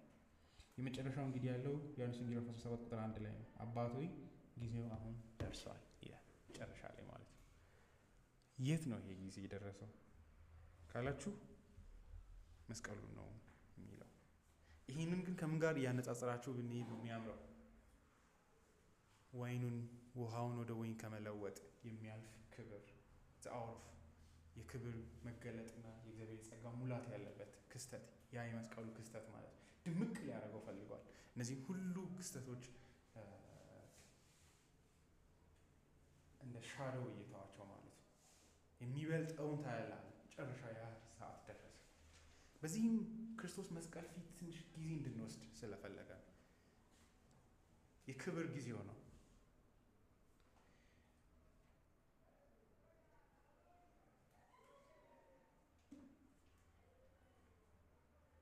ያ ጊዜ ግን ሄዳችሁ ቀርባችሁ ስትደርሱ ግን የውርደት ነው ይላል ፒንክ። This hour was the hour of his humiliation. It was the hour of his suffering. But why should Christ refer to this hour when Mary was seeking to dictate to him ይላል። ለምንድን ነው ሮጦ ወደዚህ የወሰደው ነው? እዚህ ጋር ስትጠይቀው መስቀሉ ጋር ለምን ወሰደው? የውርደት ጊዜውን እሷ ክብር የምትልበትን እሱ በተቃራኒው የውርደት ቦታውን የክብር ቦታ አድርጎ ነው የሚናገረው። Surely the answer is not for to seek. That awful hour to which he looked forward was the time when he would be subject to man's will, for then he would be delivered up into the hands of sinners. But until then, he was not to be ordered by man. Instead, he was about his father's business, seeking only to do his will. እኔ እንደዚህም ነው ብዬ አላስብም። ምክንያቱም ለእኛ ትልቁ የክርስቶስ ኢየሱስ ስራ እሱ ራሱን ካልቪን ዮሐንስ ወንጌል 11 ላይ የአልዓዛር ሲሞት ያለቀሰውን ማልቀስ ያመጣና መስቀሉ ጋር ለመድረስ ምን ያህል እንደጓጓና ሞትን ዲስትሮይ ለማድረግ እንዴት እንደፈለገ ያሳያል ይላል። ማለት ሲሞት ራሱ እንደምናስበው ፓሽን ነው የሞተው ነው የሚለው መስቀሉ ጋር ለመድረስና ለማሸነፍ ያንን ስቃይ ሙሉ የሰው ልጅ ህመም ለማስወገድ ኢየሱስ ምን ያህል ለኛ እንደራራና እንደወደደን ያሳያል ይላል። ያ ሐዘን አልዓዛርን እንደሚያስነሳው ያውቃል። ያ አይደለም ያስለቀሰው የሰው ልጅን በህይወት በሞት ላይ የሚሰቃየውን ስቃይ ስላየን ይላል። በዚህም የአዳኛችንን ልብም ጭምር ነው የሚያሳየን ለማዳን የሄደበትን ደስታ ማለት ነው። መስቀሉን ለሱ ሁሉን ነገር ድል ያደረገበት ቦታ ነው። ሰላምን ያመጣበት ቦታ ነው። ሰዎችን እንደ መሰላል ወደ ሰማይ የሚያስገባ ደጅ የከፈተበት ቦታ ነው። እኛ እንደ ክብር ቦታ ላናየው እንችላለን። ለእኛ እጅግ የክብር መገለጥ ላይመስል ይችላል። ጥያቄው ውስጡ ያለው ቴንሽን ውጥረት ይሄ ነው። ማርያም አእምሮ ውስጥ ያለው የክብር መረዳት ይሄ ነው። ይህንን አሳይ ሰው ጥያቄው ቴዎሎጂካል የሆነ አንደርስታንዲንግ ውስጡ አለ ከኋላው። ለእሷ መሲህ ማለት ያለው ዲፊኒሽን ወይ ትርጓሜ አለ። ፒንክ ራሱ ይህንን እንደዚህ ያስረዳል። We believe that the unwanted interference of Mary was prompted by the same carnal motive as actuated his unbelieving brethren.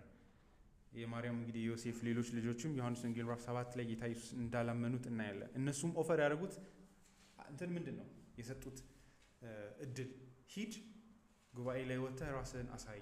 ይሄ እንደው እጅግ ትልቅ ሞመንት ነው ራስህን ለማሳየት የምትፈልግ ከሆነ ሱፐር ሂሮ ሆነ ማለት ነው። ምዕራፍ 7 ቁጥር 1 ከዚያ በኋላ ኢየሱስ በዚያ የነበሩት አይሁድ ሊገሉት ስለፈለጉ በይሁዳ አውራጃ መዘዋወር ትቶ በገሊላ ተዘዋወረ። ያ አይሁድ የዳስ በዓል በተቃረበ ጊዜ ግን የኢየሱስ ወንድሞች እንዲህ አሉት፣ እዩት ዮሐንስ ይነግረናል፣ ደቀ መዛሙርትህም ደግሞ የምታደርገውን ታምራት እንዲያዩ ከዚህ ወደ ይሁዳ ሂድ፣ ራሱን ሊገልጥ እየፈለገ በስውር የሚሰራ ማንም የለምና። አንተም እነዚህ ነገሮች የምታደርግ ከሆነ ራስህን ለዓለም ግለጥ። የገዛ ወንድሞቹ እንኳን አላመኑበትም ነበር ይላል። ይሄ እንትኑን ያለመታመኑን ይሄ እንግዲህ ምዕራፍ 6ን ተከትሎ የመጣ እንደሆነ ስታስቡ ደግሞ ልብ ይነካል አይደል? ብዙ ደቀ መዛሙርት ትተውት ሄዱ። 12ቱንም እናንተ ምን ትፈልጋላችሁ አለ። ምዕራፍ 7 ላይ ሲሄድ የገዛ ወላጆች ወንድሞቹ እንኳን አላመኑበትም ነበር ይላል። እዚህ ላይ ልክ ዮሐንስ 3 ላይ እዚህ ምዕራፍ 2 ላይ ያየነውን አይነት ኮንቨርሴሽን ነው የምናየው። ማርያም የተለየ በጣም ጠቢብ ሰው አድርገን ማሰብ ሞኝነታችን እሱ ነው። ኢየሱስም እንዲህ አላቸው፣ ለእኔ ትክክለኛው ጊዜ ገና አልደረሰም። ይኸው አንድ አይነት ኦፈር ነው ማርያም የሰጠችውን አይነት። ኢየሱስም እንዲህ አላቸው፣ ለእኔ ትክክለኛው ጊዜ ገና አልደረሰም፣ ለእናንተ ግን ማንኛውም ጊዜ ምቹ ነው። ዓለም እናንተን ሊጠላ አይችልም፣ እኔ ግን አድራጎቱ ክፉ መሆኑን ስለምሰክርበት ይጠላኛል። እናንተ ወደ ባሉ ሂዱ፣ ለእኔ ትክክለኛው ጊዜ ስላልደረሰ ወደ ባሉ አልሄድም።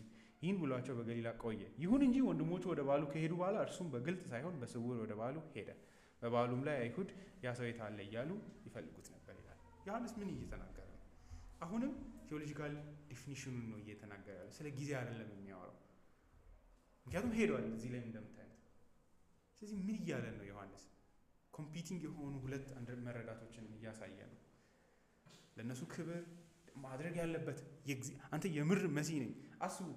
እስራኤል ሁሉ የሚጠብቀው ውጪ መሲህ አለ። ከዛ አንዱ ከነሱ ቤት መካከል አንዱ እኔ ነኝ መሲሁ አላቸው። ይሄ ኦኬ፣ እንደዛ ከሆነ እንግዲህ መሲህ የምንጠብቀው በዚህ አይነት መንገድ ነው። የምር እንደምትለው ከሆነ እስቲ ያሳየን መሲህነትን። እነዚህ ሰዎች መሲህነትን ሲረዱ የምር ለኃጢአት የሚሞት ካህን እያሰቡ አይደለም፣ ወይ ደግሞ በውርደት ለሚሞት መሲህ ቦታ የላቸውም። ፒንኪያንን ሜሪ wanted the savior to openly display his power and glory፣ ኃይሉንና ክብሩን እንዲያሳይ ነው የፈለገችው በአደባባይ በዛች ቅጽበት። ውስጡ ያለው ጥያቄዋ ውስጥ ያለው የተሸከመ ያረገዘችው ሀሳብ እሱ ነው። and accordingly she was a true representative of the Jewish nation። ይሄ እንዳለ ሆኖ ዋና ሀሳቡን ፈልገዋለሁ። Israel had no thought and had no heart for a suffering Messiah። እስራኤል እንደ ህዝብ ሀሳብም ሆነ ልብም የላትም ስለሚሰቃይ መሲህ ማለት ነው።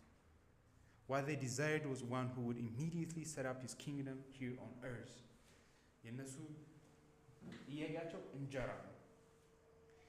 የሮምን መንግስት ኮንትሮል እንዲያደርግ ከዛ ሸክም እንዲገላግላቸው ነው።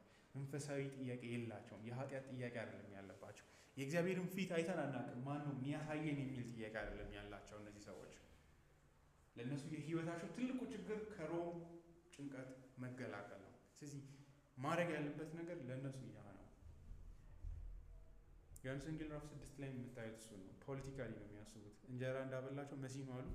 በቃ እናንግሰውና ማርች እናድርግ። እንጀራና ዳቦ ስለፈለጋችሁ ነው አይደል የምትከተሉኝ አላቸው። የህይወታችሁ ትልቁ ጥያቄ እግዚአብሔር አይደለም አይደል ነው ጥያቄው። እግዚአብሔር ጋር መታረቅ አይደለም አይደል የምትፈልጉት። ስለዚህ እዚህ ላይ የምንመለከተው እሱን ነው። ክብር መሲህነትን የሚያስቡበት በዚህ አይነት መረዳት ነው። ስለዚህ የክርስቶስን ክብር ራሱ ብላ ማርያም የምታስበው ይሄንን ነው። ዮሐንስ ደግሞ ያንን ሞኝነት ያሳየናል። ምክንያቱም ምዕራፍ 1 ላይ መጀመሪያም የእግዚአብሔር በግ ብሎ ነው የጀመረው። ንጉስ በሚል ቃላቶች አይደለም ያስተዋወቀው። የሚሞት መሲህ ነው። ያንን ከነሱ አጠባበቅ ጋር እንዴት ሲጋጭ እያሳየን ይወስዳል።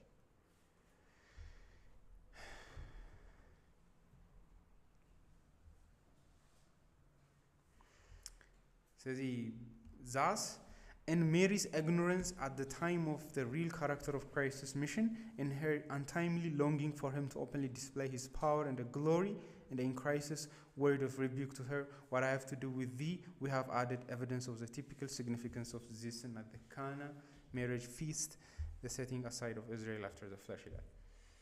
እንግዲህ ዮሐንስ የክርስቶስ የክብር ሰዓት ብለው ሁለቱንም ያሳያል። ይህም የክብር መገለጥ ነው። እንደምታውቁት ቁጥር 11 ላይ ወደታች ወርዶ ክብሩንም ገለጠ ይላል። ግን የሚበልጥ ክብር ግን እንደተደበቀ ይናገራል። ያ እንዲጠበቅ ወደፊት እያጓጓን ይወስዳል።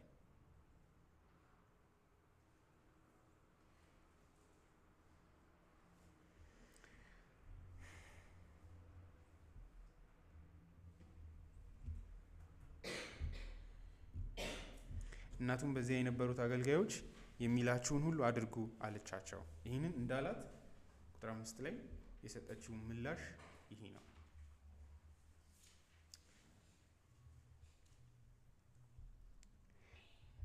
ከጌታ ማርያም የመለሰችው ምላሽ ይላሉ ዘፍጥረት ምዕራፍ 41:55 ላይ ፈርዖን ለዮሴፍ ያለውን አይነት ነው።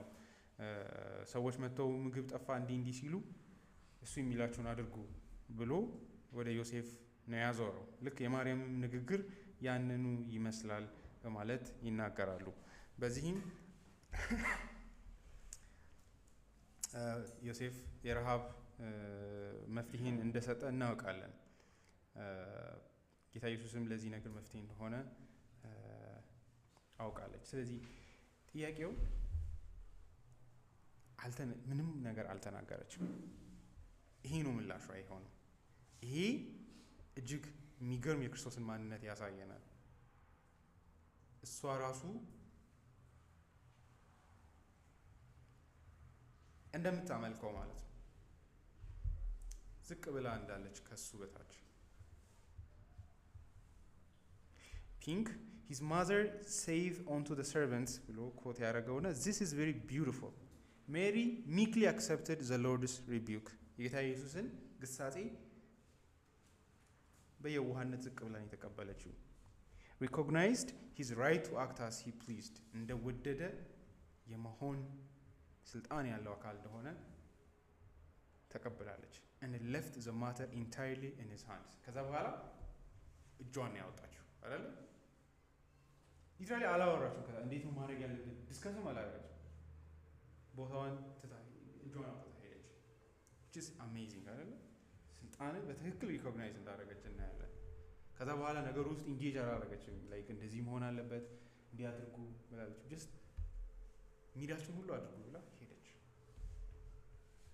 ዮሐንስ እዚህ ውስጥ ጸሐፊው እየነገረ ነው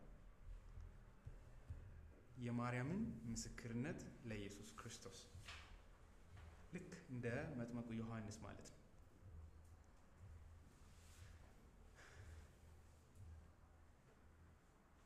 ፒንክ ይሄ የማርያም ብቻ ችግር አይደለም ይላል። እውነትም ነው። ባይዘ ምንም ማርያምን የተለየች አይደለችም፣ እኛም ከሷ የተለየን አይደለንም። ችግር ያለብን ሰዎች ነን። there is an important and much neglected lesson here for each of us. ለእያንዳንዳችን እዚህ ውስጥ ልናገኝ የሚገባውን ትልቅ ትምህርት አለ ይላል። how prone we are to dictate to God. እግዚአብሔርን ለማዘዝ ምን ያህል ችኩሎች ነን ይላል። how often we are disposed to tell him what to do. እግዚአብሔር ይህን አድርግ ብለን ለማዘዝ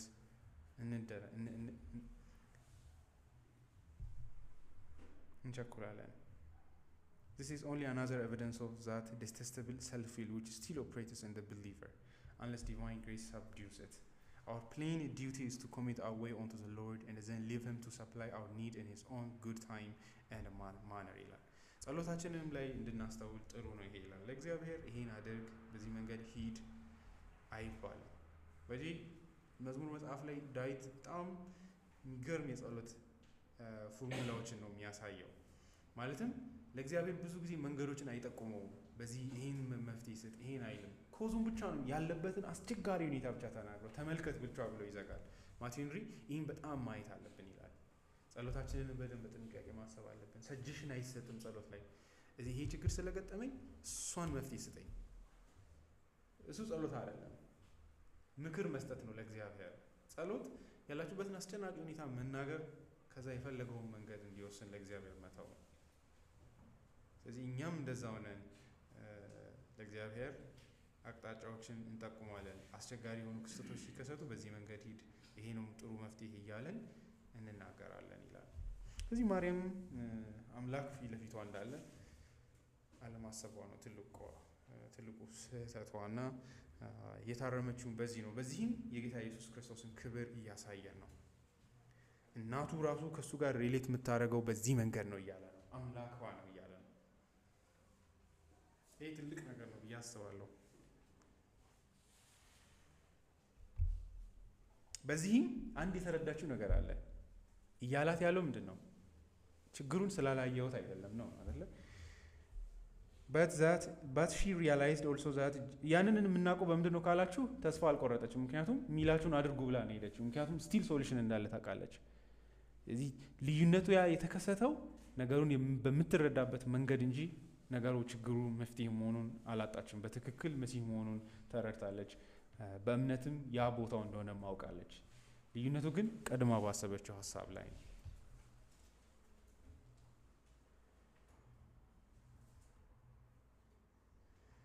ካልቪን እዚህ ላይ ቆሞ እንግዲህ ማርያምን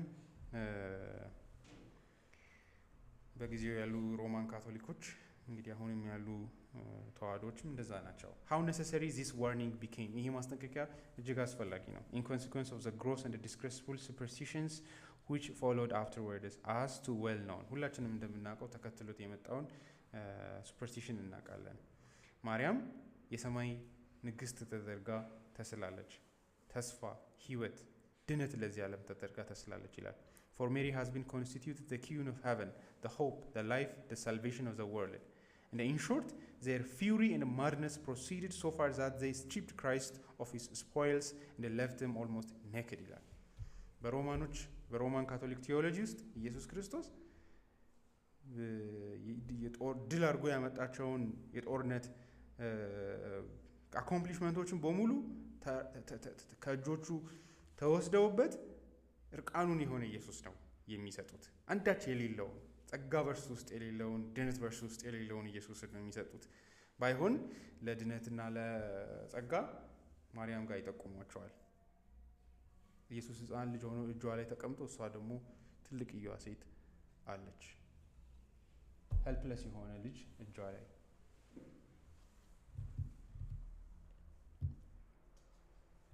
አጸያፊ ሃይማኖት ምንም ጥያቄ የለውም። እንግዲህ አሁን እዚህ ተደብቀን እናወራለን፣ ግን መባል አለበት። በእውነት እውነታው እሱ ስለሆነ ማለት ነው።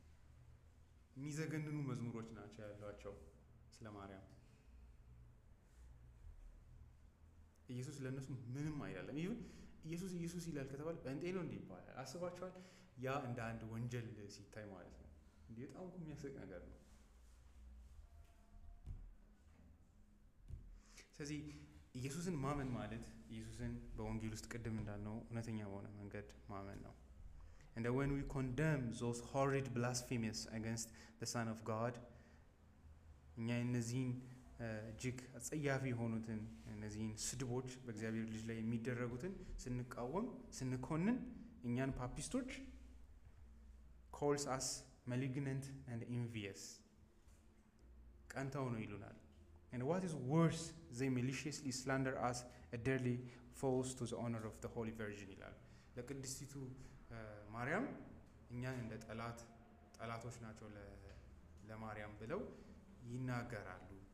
As if she had not all the honor that is due to her unless she were made a goddess. አማልክት ካልሆነች በስተቀር የማትከብር አስመስለው ማለት ነው። Or as if it were treating her with respect to adorn her with blasphemous titles. እጅግ አጸያፊ በሆኑ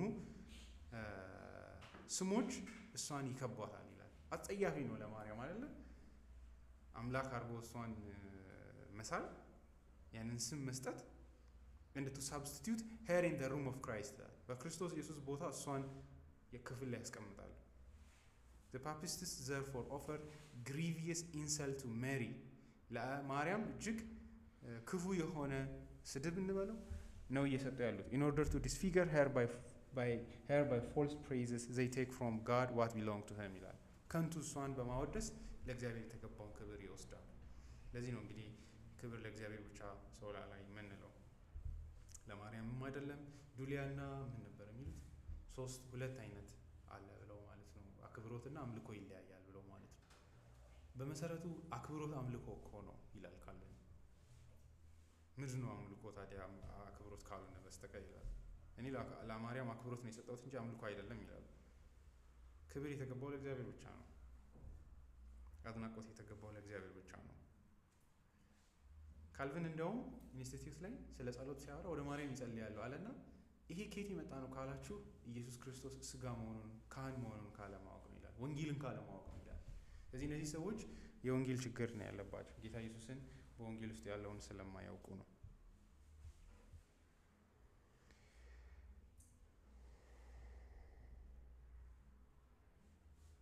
እዚህ ጋር ብናቆም ይጠቅማል ብዬ አስባለሁ።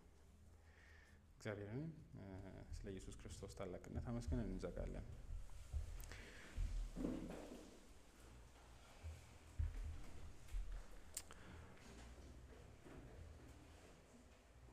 ልጅህን ማንም ክብር እንዳይሻማው አድርገህ በወንጌል ውስጥ ስለገለጥክ እግዚአብሔር አባቱ እናመሰግናለን። መጥምቁ ዮሐንስ ከእርሱ የሚያንስ እንደሆነ ያ ብቻ ሳይሆን ጸጋን ሁሉ ያገኘ ከእርሱ እንደሆነ ከክርስቶስ ኢየሱስ እንዳገኘ በመናገር ለእርሱ ብቻ ክብርን የሚሰጥን ወንጌል በዚህ አይነት መንገድ እንዲተረክልን ስላረክ እናመሰግንሃለን። ዮሐንስ የጫማውን ማሰሪያ እንኳን ሊፈታ ያልተገባው እንደሆነ ተናግሯል። ከእርሱ በፊት ስለነበረ ከእርሱ እንደሚልቅ እርሱ ብርሃን እንዳልሆነ ባይሆን ሊመጣ ያለው ብርሃን እውነተኛው ኢየሱስ ክርስቶስ እንደሆነ እንደተናገረ እሱ ምንም እንዳልሆነ በምድረ በዳ የሚጮህ ሰው ድምጽ ብቻ እንደሆነ ቃልህ ይናገራል። ዛሬ ደግሞ ማርያምም ከዚህ የተለየች እንዳልሆነች ጌታ ኢየሱስ ክርስቶስ አምላክ በክብር ከፍ ያለ ሁሉ ከእርሱ በታች የሆኑለት ደግሞም ሁሉ ለነፍሱና ለሕይወት ለድነቱ የሚያመልከው አካል እንደሆነ እንድናይም ጊዜ ስለሰጠን እናመሰግናለን። እኛም እርሱ ብቻ የላቀ እርሱ ብቻ የከበረ እርሱ ብቻ ልዕልና ያለው አካል እንደሆነ ጸጋና እውነትን ተሞልቶ በመካከላችን ያደረ አንድ ብቸኛ አካል መላእክትም አይደሉም፣ ከሰዎች መካከልም አይደለም፣ እርሱ ብቻ በጸጋ የተሞላ በእውነት የተሞላ እንደሆነ ቃል ይናገራል። ወንጌልም ይሄ ነው እና ይህንን እግዚአብሔር አባቶ እንድናይ እያረከን ስለሆነ እናመሰግንሃለን። እኛም ለነፍሳችን እርሱን እንዲህ መያዝ እንድንችል ዘንድ እንድትረዳን እንለምናለን። ስለ ሁሉ ነገር ተባረክ። በልጅ በኢየሱስ ክርስቶስ ስም አሜን።